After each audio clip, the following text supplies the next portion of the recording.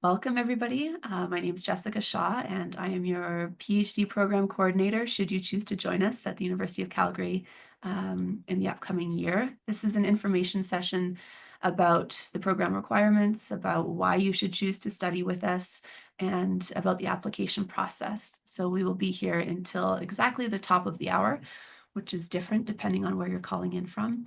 And there will be two opportunities to ask questions. At first, Anne Chen, who is my co-host, and I will be talking at you quite a bit and explaining some of the ways that you can get excited about the program and also about the application process itself. And we have a few guests. We have an alumni from our program, two current PhD candidates who are going to speak with you about their experiences. And we will welcome your questions. And you might notice, if you haven't been in Zoom before, let me just do a next slide here. If you haven't been in a Zoom webinar before, but you have been in Zoom, you might notice that you cannot see each other. You can only see me and Anne and Peter and those of us who are on video. That's an intentional choice just to keep the question and answer process manageable. So we really encourage you to use, if you look at your options, the Q&A option to ask your questions rather than the chat, but we'll make sure that we attend to both. It also means you don't have a voice for this orally, so we will be interacting with you in writing and responding to the questions that you write to us. Great.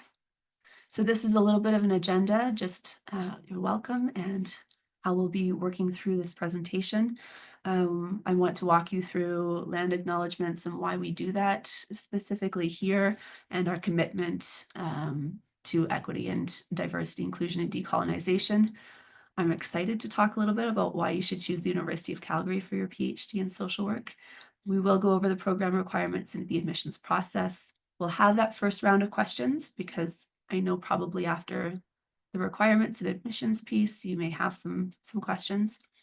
Then we'll listen to our guests. And if you're like me, the question I want to ask always comes after the question period is over. So we'll have a second round of questions to make sure that we can answer as much as we can.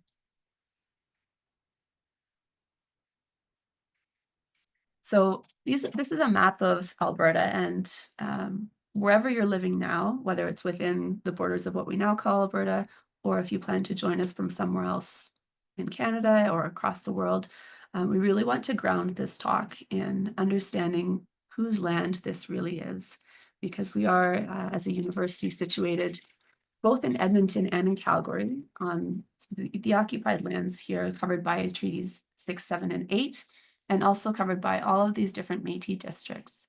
So there are 45 unique First Nations in Alberta, with 6 commonly used Indigenous language groups.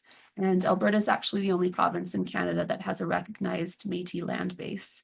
So all these districts that you see is under Métis governance.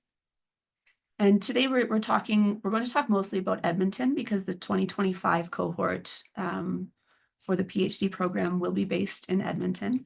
But we also want to acknowledge Calgary as where our main campus is, and where you also, even if you were based in Edmonton as a student, have access to resources and to everything that comes with the main campus. We have another campus in Lethbridge as well, but the graduate program doesn't really operate out of there right now. So in Edmonton, you would be located in Treaty 6 territory. It's the traditional meeting grounds, gathering place, and traveling route to the Cree, to the Saulteaux, to the Blackfoot, to Métis, to the Dene, and to the Nakota Sioux. And it's home to, if you look over on this little slide, Métis districts 9 and 10. And further down in Calgary, we are located in Treaty 7 territory, which is home to the Blackfoot Confederacy, including the Siksika, the Piikani, the Kainai First Nations, the Tsuut'ina First Nation, and the Stoney Nakoda, including Chiniki, Bearspaw, and Goodstoney First Nations, as well as, you can see another split city here, districts 5 and 6 of Métis Nations of Alberta.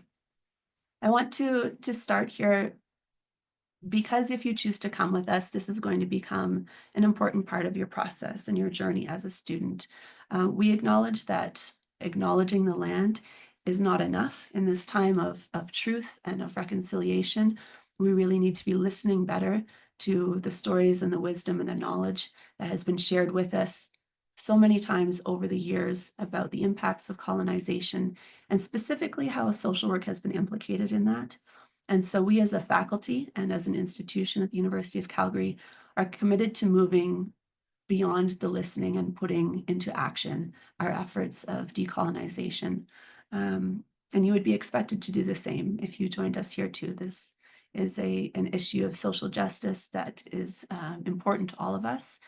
And it comes along with our commitment as well to equity and racial justice, diversity, inclusion, and decolonization. I'm going to read this in full because it does center our work here. This is a statement that was voted on unanimously by faculty members that we adopt and we will enact. And again, coming here as a student, we would expect that these are values that you would stand for and work towards as well.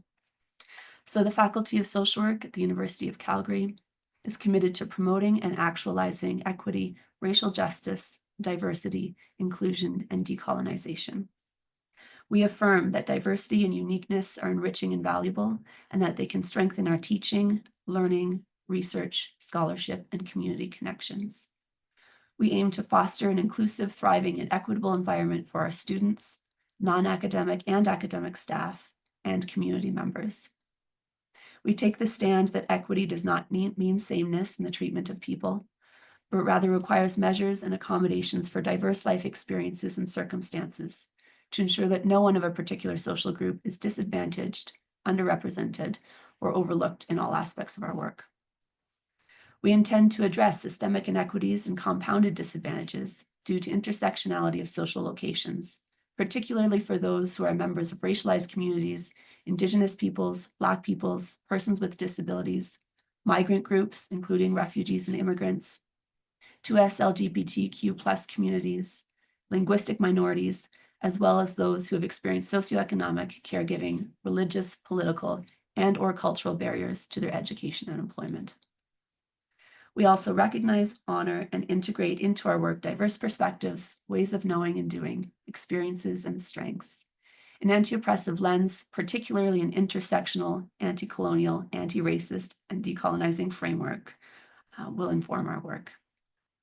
So I put this forward as an offering, as a call to join us, and as a call to move forward in making sure that these items of social justice and of equity and humanity carry forward in the work that we do together.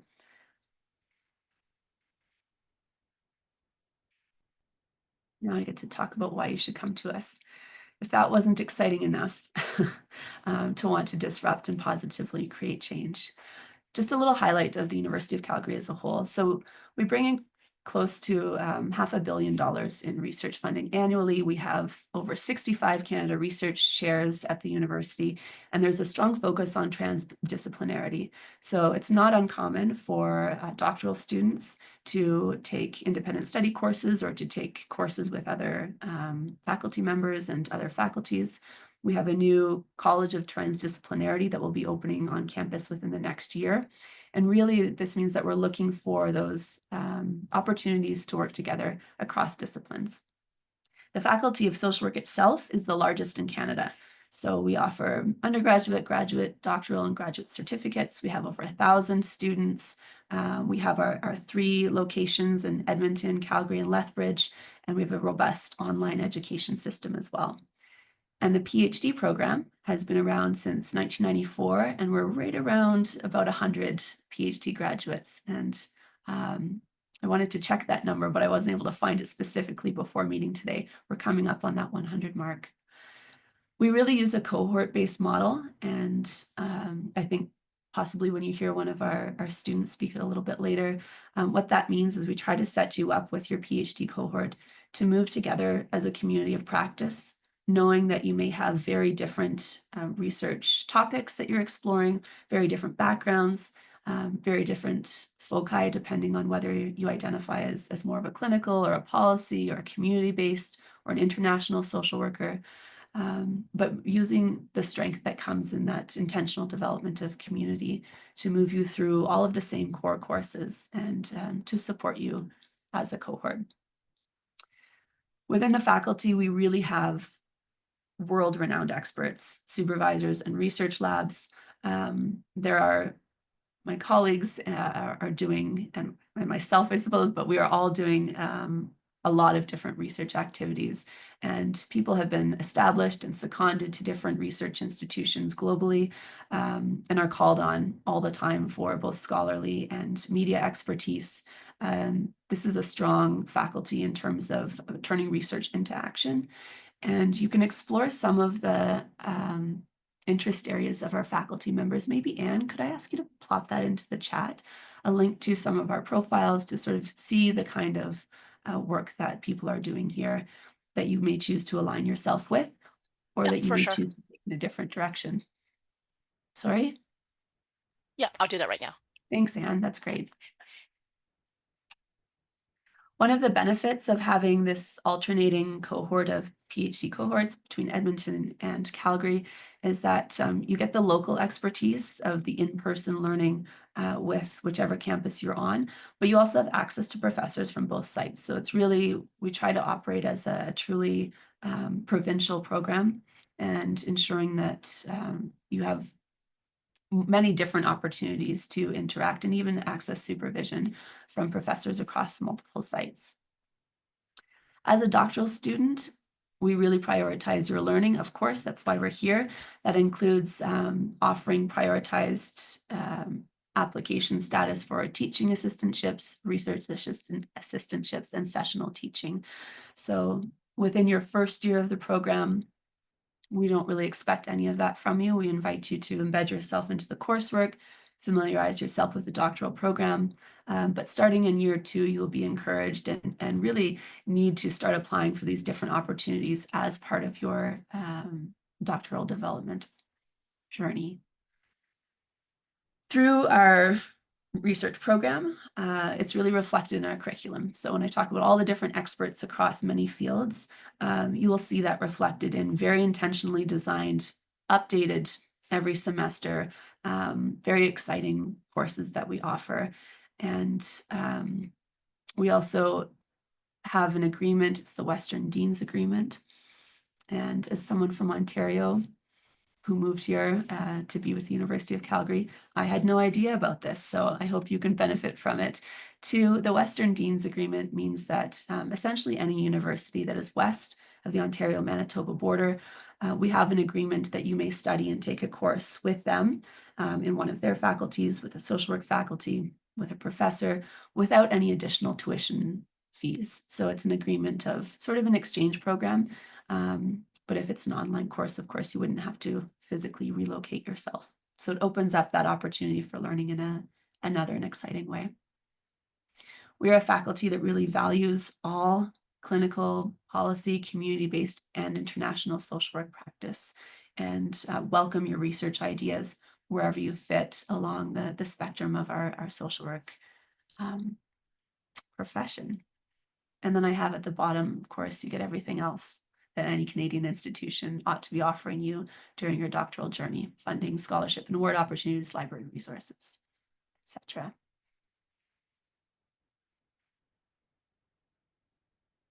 So here is a 1-minute plug for why you should get excited about moving to Edmonton, or if you're already in Edmonton, to remind you about what's so great about your city, should you choose to apply for the 2025 cohort year. The sun was creeping up on you, falling deeper in the forces that seem true. You imagine what you'd say if you could only ask her just to run away with you.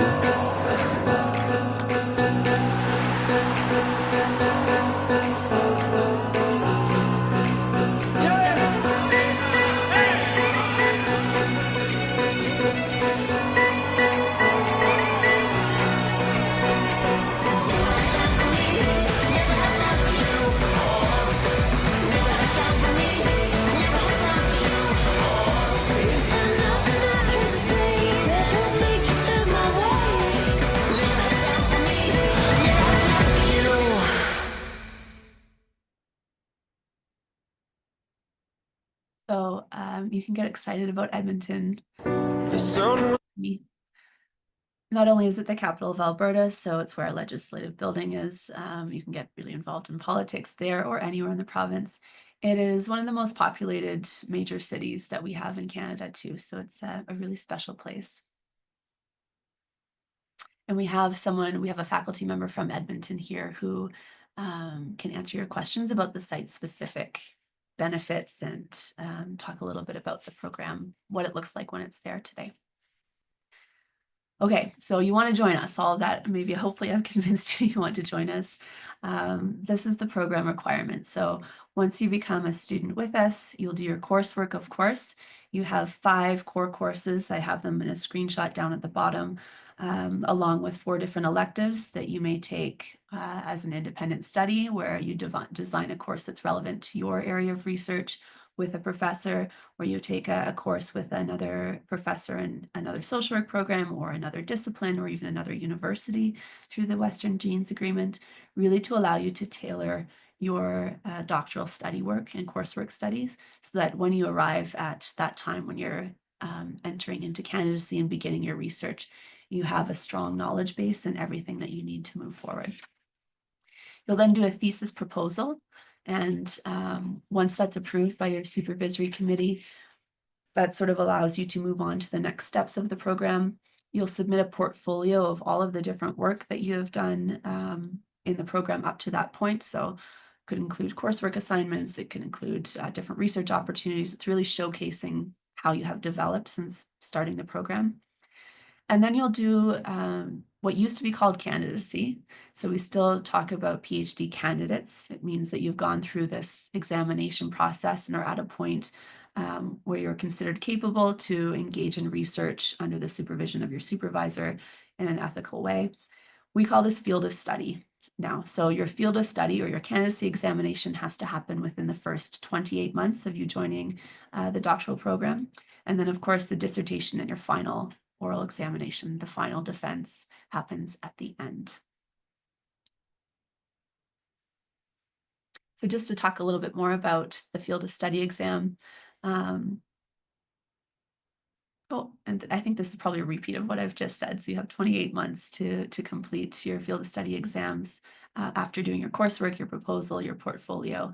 It is a written component as well as there's an oral field of study examination. And we can talk more about that process if it feels relevant. Hi, Anne, are you popping on because you wanted to add something? No, I'm just waiting for the next slide. Great. Anne's going to take over in a minute. I always get questions about what the final exam looks like so that it's a little bit less of an enigma even as you're entering into the program. So here's just a very brief overview of what your final exam looks like. So once you have completed your dissertation, your examining committee reviews your written work, and you'll also have an oral defense of your thesis or your dissertation. And in that oral defense, you're sitting in the room with your supervisory committee. There will be an external examiner from outside of the University of Calgary. This is all typical, an internal examiner from within the University of Calgary. You might have other people there who have been advisors to you. As of this year, there's a strong focus of support from the Faculty of Graduate Studies to encourage Indigenous knowledge keepers and elders, if you have been working with them, to participate in the oral defense examination in a meaningful way. And there's some funding for anyone who is engaged in Indigenous research or using Indigenous research methodologies to access tobacco for gifting and money to offer as an honorarium or a gift for knowledge keepers who might be involved in your examination process. And also present will be a neutral chair. So this person is not able to vote on your exam. They're not able to engage with you in questioning. They're really there to make sure that the examination is conducted in a fair and orderly way. And the composition of this final exam committee is approved by the Dean of Graduate Studies upon my recommendation, but it's really your supervisor who works to put this committee together. So your supervisor is responsible for pulling together the best team to engage with you in this final exit examination. And I think, Anne, I'm going to pass it over to you now to chat about tuition and fees and the application process. Yep. Perfect. Thanks. So yeah, so students in the thesis-based program are assessed tuition fees per term. So basically it's about $3,700 per year, but prorated over 3 terms. You're paying once in the fall, once in the winter, and once for spring and summer together in the spring term. As a part of your fees that you see on your student center, it's a combination of your tuition fees and general fees. If you're wondering what general fees include, you can click on the link to see what the general fees are. So some general fees are assessed for the year, so which means you're paying upfront in September, and then some are assessed over each term. So you pay a portion of that in September, a portion of that in winter, and then a portion of that in spring and summer. So if you're an international student, you'll be looking at $8,600 per year. That's the tuition fee. This number does not include the general fees. I think the general fees is about $2,100 at the moment per year. Next slide, please. Okay, admission requirements. I do recognize the names that are attending our info session today. I've talked to each one of you, so I will quickly go over this page so we can get to the next exciting part about PhD students sharing their experience. So admission requirements, you need to have a Master's of Social Work or equivalent master's degree from a recognized institution. A minimum grade point average of a 3.4 on a 4-point scale. 3.5 on a 4-point scale.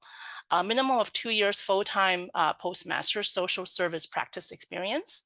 A program proposal which includes reasons for pursuing doctoral education in social work, educational goals and career expectations, prior research coursework and research experience, and a research proposal which outlines the research problem you hope to investigate.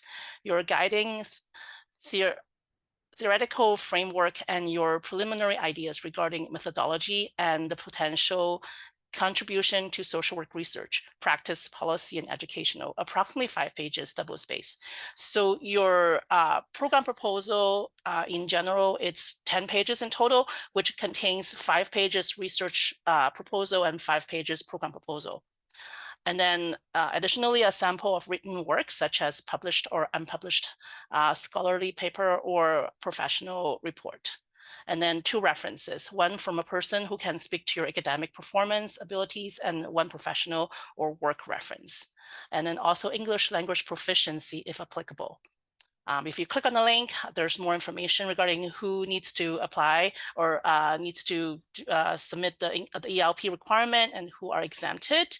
Also, there's a chance for those of you who have attended English teaching institutions overseas to apply for ELP waiver requests. So all the information can be found on our ELP page. Next slide, please. Thanks, Anne. I'm just going to pipe in just for 1 minute. Sure. I wanted to add about the importance of the references, and I see there's already a question in the chat about references as well. It's really important that you do find someone who can speak in great detail as much as possible to how wonderful you are and your aptitude as an advanced researcher. One of the questions that's come in today, and we do get asked a lot, is if you have been out of a program for a long time, say you graduated a decade ago and you've been engaged in all of this practice, how can you go back and approach those professors? Are they the appropriate person to turn to for a reference? When we say an academic performance, we really do want to see professors are the obvious thing that we think of. But if you've been engaged in research practice or policy work and there's someone else who can speak to your aptitude as a researcher and as a writer, that is someone who can also talk about your academic abilities, right? Your academic abilities does not necessarily have to come from a professor, although that is very strongly recommended. And if you're not able to provide a professorial letter of reference, we'd ask that you sort of offer a little bit of a justification for that. Even if you completed a master's degree within the last 5 to 10 years, starting by reaching out with to someone who you connected with as a professor might be a good idea too. Thanks, Anne. Okay, application process as a part of the required components, there's an online application. So you need to fill that out. It's a bunch of basic questions, your name, address, and all that. And then there's some program related questions which are not being rate it, so you can answer to your best knowledge, and there's no word count or anything like that. Application fee, you also need to upload unofficial transcripts from all post-secondary institutions attended, whether they're from your undergrad or your master's or even PhD. You need to declare all that and upload unofficial transcripts from all of those institutions. Also, your CV and the program proposal, which we just talked about, it's 10 pages, 5 pages dedicated to the program proposal and 5 pages dedicated to your research proposal. A sample of written work and 2 references. And then if applicable, advanced credits if you are applying for some, and ELP test scores or the ELP waiver.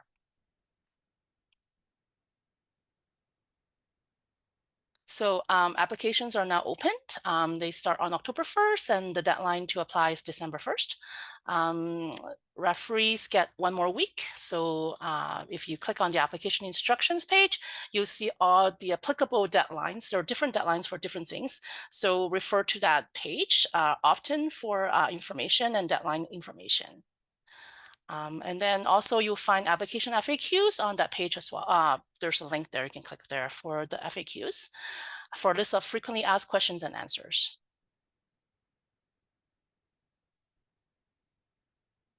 Okay, Thanks so much, any Anne. questions? Yeah. And another question I was just thinking about, what was on that previous slide? Sometimes people ask about whether Anne or myself or someone in the faculty can read a proposal and provide feedback. We're not in a position to do that for a number of reasons. So specific questions about your proposal is not something that we can help you with. We can talk about the overall form and what needs to be in it, as we just have done, but there's not this sort of back and forth feedback process. So I'm just turning to the questions again. This one says, I recently completed my MSW. Can I use my undergraduate research supervisor who I'm currently co-authoring papers with? Yes, the point of your reference is to have someone who can really highlight your work. If you were doing co-authoring of publications with someone, it sounds like they're in a great position to talk about both your research and your writing skills. There are no other open questions in the Q&A right now, so please keep putting them in if you have them and as they come up. But we'll turn to our guests for the next piece while you're composing your questions, because we'll have more time to answer them after this. So first, I'd like to invite in Dr. Peter Bayless, who graduated from our PhD program and is a clinical supervisor for Bow Valley Addiction and Mental Health.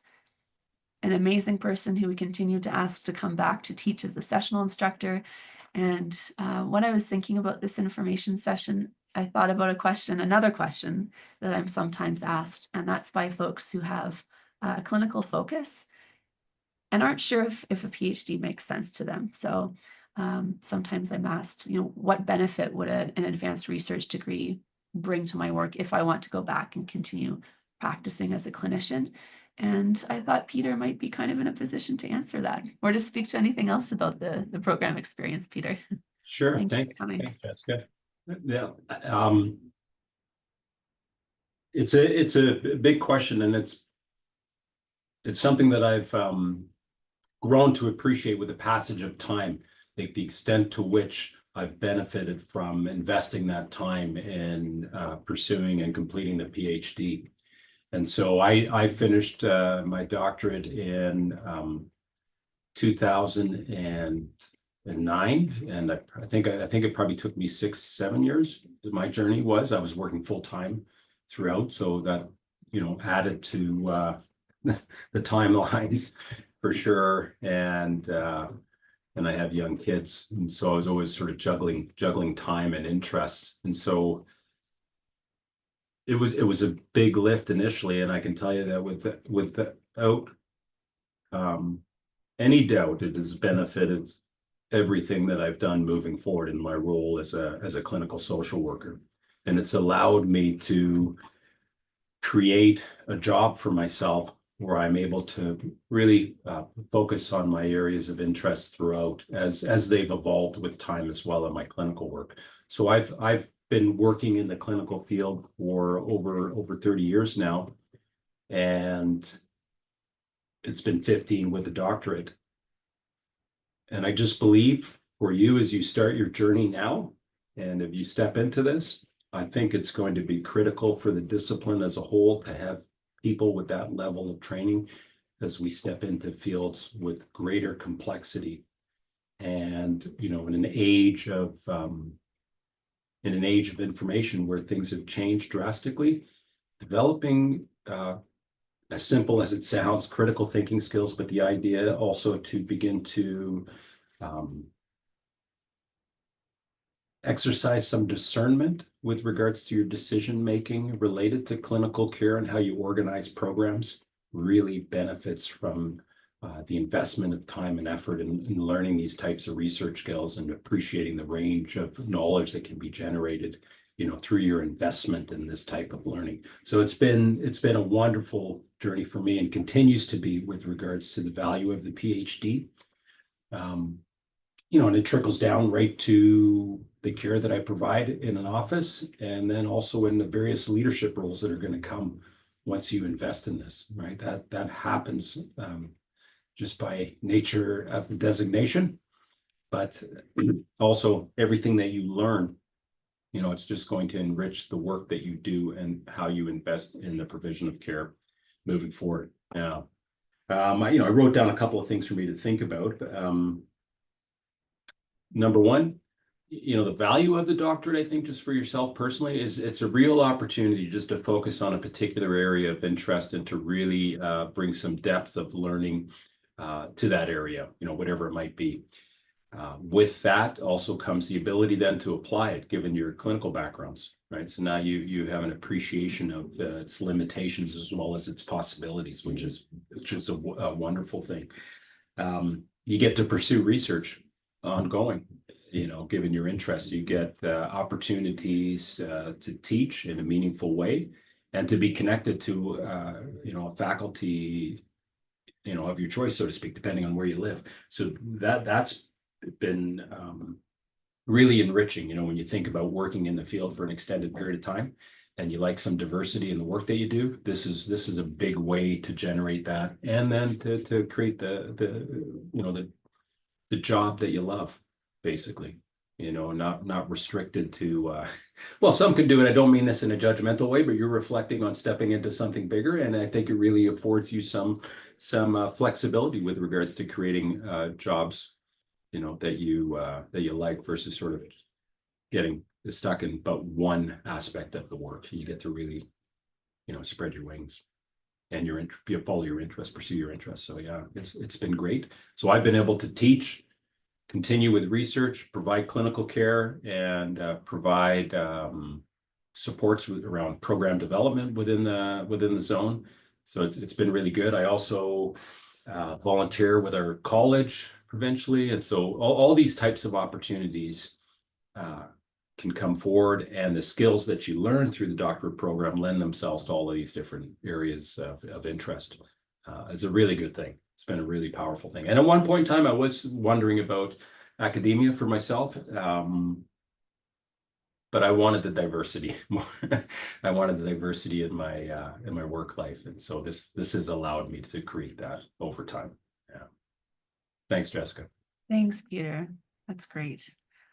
There's a question for you in the Q&A section, and I'm going to, if you know how to open that, maybe type a response so we can keep going with the sharing. I don't want to interrupt the flow of our sharing, but it's about, as a clinical focused social worker, did you become an RCSW first? Is this something you'd suggest focusing on before pursuing your PhD?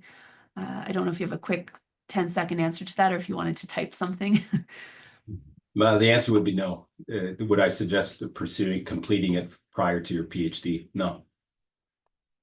Great. I can elaborate, but I would say no, I haven't. And it's a politically laden kind of designation for me. And I don't know when I got it. But no, it was inconsequential to the PhD and vice versa. Thank you. I see some other questions here. We're going to answer them as we go, as they fit in with different folks, and save them to the end as well. Really appreciate your time, Peter. Thank you. You're welcome. We're going to turn to Roxanne now. Roxanne is a current PhD candidate based out of Edmonton, And Roxanne, there's actually a question here that's relevant to you, and it's asking about the cohort based in Edmonton. How much of the cohort is based in Edmonton? Is it just for the coursework? Is it all 4 to 6 years of the program? Maybe you could incorporate that into your response, into your sharing about your experiences so far. Sure. Thanks, Jessica. Yeah, so I am about, midway through or 2 years into my PhD experience and just completed candidacy exams. And it's a good question. We have a very large cohort going through right now. So we have 7 students in our cohort, and we were the last Edmonton cohort admitted. And so this next one in 2025 will be the first one since our cohort went through. I'm not sure. One of the other questions is how many students. I can't answer that. But in terms of the time base in Edmonton, it's not sort of a simple, straightforward question. I will say that one of our cohorts moved here internationally. Moved to here, I mean Edmonton, Edmonton area, and relocated. Another one actually lives in Calgary and came down for courses in Edmonton. There was a little bit of a hybrid opportunities sometimes, but sometimes it wasn't possible. So I do think at the time that I started the program, the expectation was to be living locally in Edmonton. But so I can't fully answer that question about the expectations moving forward. I would say my experience with the PhD has been very positive, and I'm really grateful that Peter shared his story as well. I also work in clinical practice and have for 20 years. And so going back to school, I noticed one of the questions was, I haven't been in school, I completed my MSW 8 years ago. And for me, it was more than 10 years since I completed my MSW before returning to the PhD. It was a big adjustment for me, but I'm so grateful and just have learned so much. And I would say the faculty is outstanding, so supportive, so helpful, so much learning through the coursework and for sure with your supervisor, one-on-one, and then your committee. I would also say that one of the biggest learnings for me has been with my cohort. And we've just really encouraged each other and challenged each other. And I have just been so blessed by the support and encouragement and teachings that I've received from the other students in my cohort. So that can be a real benefit, I would say. And I do like the cohort model, for that reason. I did want to say too that I think I was a little bit surprised at how much work the program is, and not to scare you off, but just to be fair about it is really a full-time program, and I think I didn't really know exactly what that would involve, and so it is a full-time job. And I think it's important to say, because I didn't know what to expect, and also that there is funding and support for PhD students. And so while the expectations and the workload is high, the support and encouragement is also high. So I do think that there's a good balance there.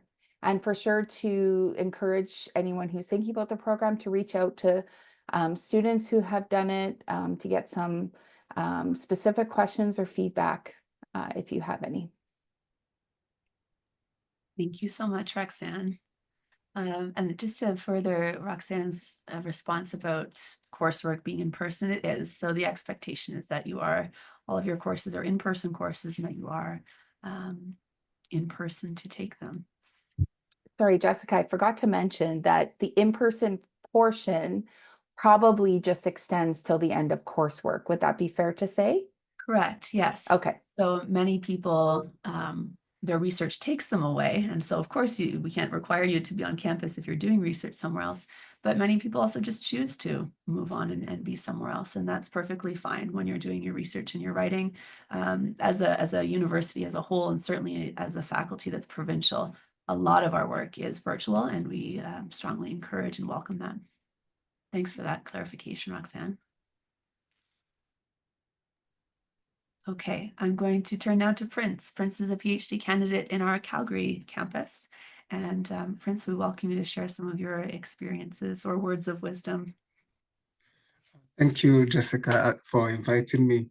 I feel like all the things that have been shared have been positive. So it's my job to play the devil's advocate and say something bad about the faculty. But that's just a joke. I'm in my 4th year of my PhD right now, and I'm in the process of writing my dissertation. And I would say that before I came to Calgary, I didn't know anybody. Before I came to the faculty, I didn't know anyone in the city or in the university. So it was going to be a new challenging experience for me. And I had to also come as an international student. But one thing that I quickly observed within the faculty was that people were available to listen. The question is, do you want to share your concern if you have a challenge? Because if you are willing to, connect with people and share your concern, there are always people available to, support you and help you with whatever you need. So, and like even Anne, I've sent Anne messages like all the time that I need something. I just sent her an email and she responds immediately. So for someone like me, it was very, very encouraging to observe that sense of community within the faculty that, helped me settle in the faculty. But apart from how I feel, one of the things that I really like about the program is that I came from a place where research is a little bit more structured. Like there is an expectation, a strict expectation of what you are expected to do research-wise. And if you go beyond that, or if you try to do something innovative, sometimes you get a lot of pushbacks and people knock it down. So coming to the faculty and experiencing a space where it is actually encouraged that you do something innovative and something new and something out of the ordinary was, breathtaking for me. Like I really enjoyed having to tap back into like my artistic past and other aspects of my life that I never thought would form an aspect of research, and start thinking about research beyond the numbers and just classic interviews. So that's one of the things that I really liked about the faculty. And also I would say that a lot of the people in this faculty are critical thinkers. So it's almost impossible to have a class where people are discussing stuff on the superficial level. Like everything has to go through that critical lens, which I really, really appreciate, because I don't have to feel out of place anymore. I feel like I have arrived where my people are. So that's with that. And then I know that Roxanne mentioned that there is funding, but I have to say that the minimum funding as a PhD student, I doubt if it's going to be enough for any PhD student to go through the PhD. However, there are other funding opportunities, both at the federal level, at the provincial level. The university advertises this, and the good thing is that the faculty has now created an opportunity for people to be educated on these funding opportunities and guided on how to, receive this funding. So I think that it's really, really helpful for PhD students because, like Roxanne mentioned, it's a full-time gig. Like you have to be there full-time. You have to be dedicated, and it's really challenging. I don't know how Peter did it to have a full-time job and also be a PhD student. So it's really helpful to know about these other opportunities and have the faculty supporting PhD students. I'm going to stop here. So if there's any question directly, I'll answer that. Thanks so much, Prince. There actually is a question directly for you. I'll read it right now, and then we'll try to, Patty, I might invite you in next and make sure we keep time to respond to everything. The question is, Prince, what are the main problems you faced in Canada as an international student who did not know anyone there? And how did U Calgary help provide the resources for your unique challenges? Oh, I would say the most obvious one is the weather. I came from a hot temperate area and I came during the heat of the winter. It was like nothing I ever expected. However, I had a winter jacket, which was quite ineffective, the one I came with. And then the first day I met with my supervisor at the time, she came with a better winter jacket. So, that's not a supervisor's responsibility, but that shows you how much they care about your well-being. So I think that the weather is the number one thing for me. And as an international student, it took me a while to, understand and get used to the Canadian culture. And like, I came from a place where, like, if you move into an apartment, within 2 days, people are knocking at your door trying to get to know you. It wasn't the same here. Like, it took me a while to connect with people and to, know people. I lived in a place for close to 6 months and I didn't know my neighbors. So that was also interesting. And I came during the COVID-19 pandemic, which also restricted movement. So it was challenging at the time for me, who is an international student. So I couldn't meet anyone. So that would be like the major things that I personally struggled with when I first came here as an international student. I'm not going to talk about the funding because I don't know people's financial situation, but I would say that compared to other universities in Canada, the cost of PhD students, especially in social work and international students, is not too much compared to other universities. Like I have a friend at McGill who pays almost 3 times what I pay as an international student. So that's it. Thank you so much. Patty, I'd like to, so Dr. Johnson is one of our faculty members based in Edmonton. I'd like to invite you into the conversation if you had anything that you wanted to say about Edmonton or any words to share. Thank you, Jessica, and it's wonderful listening to everyone's comments. I agree with everything that's been said, even from my own past experience. But the faculty in Edmonton are fantastic. I've only been with the University of Calgary now for 2 years, and I was welcomed and treated very kindly, and I have no doubt that all of you will be as well. They're exceptional and a very wide range of different interests and focus areas that could be really beneficial to your research. I just wanted to kind of throw in the one little piece as someone who entered the PhD with an interest more in policy and kind of a drive to the academic route.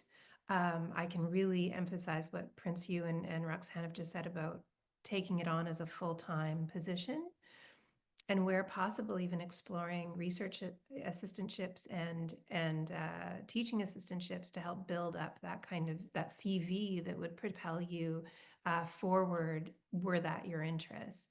And for some, that you might not know that's your interest, but so keeping that door open can be really wonderful. And at the Edmonton campus specifically, but even me and others, we have unlimited amounts of work that we're happy to share and bring new students into and teach as much as we possibly can. I think there's a real culture of shared learning and wanting to really offer what we can. There's no kind of holding on to one's knowledge. It's very much kind of open and willing to offer to others.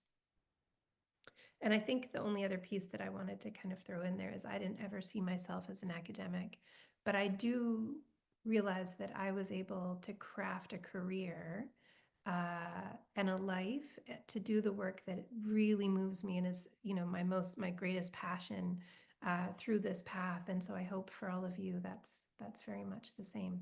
Jessica, I'll hand it back to you. But if there's any specific Edmonton questions I can offer, I'm happy to do that, and or other kind of pieces if that's useful. I know we're tight on time. Thanks so much, Patty. And really to Peter, Roxanne, Prince, and Patty, your words, I think, really help bring the program alive in a way that talking about slides and course components doesn't. So I very much appreciate you being here with us today. We do have a couple more questions. We have just 4 more minutes left, and I am committed to ending on time. So if you haven't asked a question yet and need to, and you're sitting on it, please type it into the Q&A box. There are also a few that have been answered in text. So some of the questions that have been asked have been answered in text. If you toggle at the top of the Q&A box, there should be an answered tab if it's not embedded into the text for you. One of the questions that is here is about how many PhD students will be expected for the 2025 cohort. It's an interesting question, and it's kind of a straightforward answer. We don't really know. And that's because we look at all of the applications as standalone applications. We offered 7 PhD openings during Roxanne's cohort, which was 2 years ago, based in Edmonton. Last year, we made 0 offers. So we're not beholden to meet a quota. There is no quota. We're really looking to invite in doctoral students rather, who have a passion for learning and a strong program of research and a strong application. I think we're wrapping up the questions. Anything else? If anyone wanted to put anything in?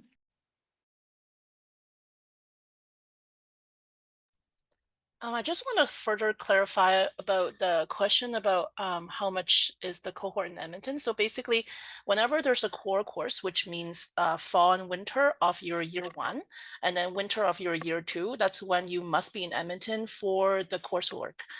Those are your core courses. But then in the other terms, if you want to, you can stay in Edmonton or not stay in Edmonton, because that's when you're doing your electives, and then you can do them either through the Western Deans from another institution, or take it as an independent study course with with social work, and you may be working with one of the Edmonton faculties or Calgary or Lethbridge. So that really depends on how your coursework is offered and stuff like that. So during the times when you're expected to do your electives, you don't have to be in Edmonton, but if you want to, you can stay there. But during your core courses, you must be in Edmonton. Thanks so much, Anne. And thanks for maybe it's worth saying in voice too a little bit about the question that you responded to in text around deferrals. If you please apply if you're ready and willing to commit to this upcoming cohort. Asking for a deferral is a possibility. They're sort of treated as very exceptional circumstances. And as Anne has noted in her response, your admission scholarship does not follow a deferral. So we will always offer you sort of minimum funding to everyone who starts a program with us. But there are some fairly significant scholarships that do not follow should you defer. So you would lose the opportunity to get those and would not be eligible to receive them again the year that you defer to. All right, do we have any other questions? Yeah, there's a question about how courses are laid out. They are about 3 hours per week, 3 hours in a row. I will put the link to our current timetable so you can take a look and as an example. Thanks, Anne. Yes, this is the same for our undergraduate and graduate courses too. It is different from most of the University of Calgary. We always have our courses in 3-hour chunks. And the reason that we do it that way is that we can really get deep into the issue and have deep conversation without sort of interrupting our thoughts midway. So all social work courses are in 3-hour chunks. Okay. Rather than pulling up the slide again, maybe I'll do that because we're here. Let's see. We can do that.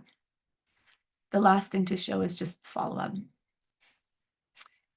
Thank you so much for being here today and for engaging and for your questions. If you have questions after this, or you're rewatching the recording and want to reach out, please reach out to myself or to Anne. Anne will be the key person. She knows everything inside and out better than pretty much anyone on campus around the process piece of applications. So if you have that and about the course requirements, and I'm happy to respond to any program specific academic questions, or just if you wanted to chat more about fit or any ideas that you have, I welcome that. And thank you again to our guests for speaking. Any last words that anyone's sitting on that you? Okay. All right. Well, we wish you well wherever you choose to do your doctoral studies. I hope that it's fulfilling to you and you feel well supported. Thank you for joining us today.